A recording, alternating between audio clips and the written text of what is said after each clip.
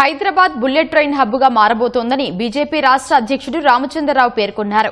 ప్రధాని Narendra Modi hitech city railway స్టేషన్ను virtual గా ప్రారంభించారు. స్టేషన్ ప్రారంభోత్సవ కార్యక్రమంలో దక్షిణ మధ్య railway GM Sanjay Kumar Srivastava, BJP రాష్ట్ర అధ్యక్షుడు రామచంద్రరావు పాల్గొన్నారు. ప్రధాని నరేంద్ర మోదీ హయాంలో రాష్ట్రానికి రైల్వేలో 4,900 కోట్ల బడ్జెట్ కేటాయించారని తెలిపారు. సుమారు 26 కోట్లతో హైటెక్ సిటీ రైల్వే స్టేషన్ పునరాభివృద్ది చేశామన్నారు. స్టేషన్ కు అత్యాధునిక వసతులు, ఆధునిక హంగులు కల్పించామన్నారు. ప్రయాణికులకు మౌలిక సదుపాయాల కల్పనే ధ్యేయంగా స్టేషన్ను అభివృద్ది చేశామన్నారు. స్టేషన్ ఆవరణలో 24 వరకు సీసీ కెమెరాలను ఏర్పాటు చేసినట్లు అధికారులు తెలిపారు.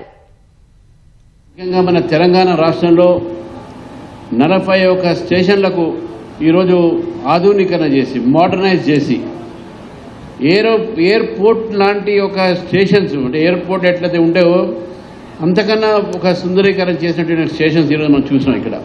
ఈరోజు హైదరాబాద్ నుంచి తెలంగాణలో 5 వందే భారత్ మనకు ఉన్నాయి. ఇక్కడ రాబోయే రోజుల్లో 3 bullet trains, 3 high speed trains కూడా ఇక్కడ రాబోతా ఉన్నది. హైదరాబాద్ ఒక బుల్లెట్ ట్రైన్ హబ్ కాబోతా ఉంది.